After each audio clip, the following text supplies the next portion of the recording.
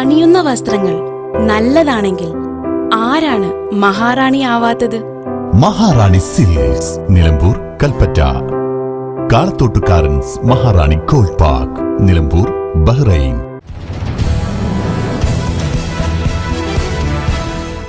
പോത്തുകൽ പഞ്ചായത്തിൽ മലയോര പാതയുടെ നിർമ്മാണം ആരംഭിച്ചു. ആനക്കല്ലിൽ കലുങ്കു നിർമ്മാണത്തോടെയാണ് വ്യാഴാഴ്ച പ്രവൃത്തിക്ക് തുടക്കം കുറിച്ചത്. ചാത്തമുണ്ട മുതൽ മുണ്ടേരി ഫാം ഗേറ്റ് വരെയുള്ള ഭാഗങ്ങളിലാണ് പോത്തുകൽ പഞ്ചായത്തിൽ പാതയുടെ നിർമ്മാണം.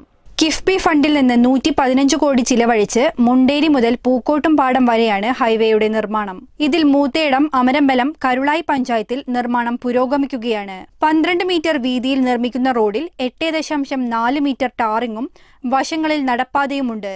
ഊരാളുങ്കൽ ലേബർ കോൺട്രാക്ട് കോപ്പറേറ്റീവ് സൊസൈറ്റിക്കാണ് നിർമ്മാണ ചുമതല. നിലവിലെ റോഡുകൾ ഉന്നത നിലവാരത്തിൽ നവീകരിച്ചാണ് മലയോര ഹൈവേയാക്കുന്നത്.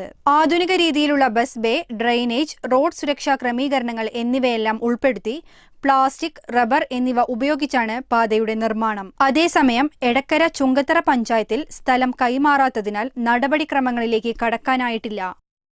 തത്സമയ നോട്ടിഫിക്കേഷനായി മലാല ന്യൂസ് ചാനൽ സബ്സ്ക്രൈബ് ചെയ്ത് ബെൽ ബട്ടൺ എനേബിൾ ചെയ്യുക.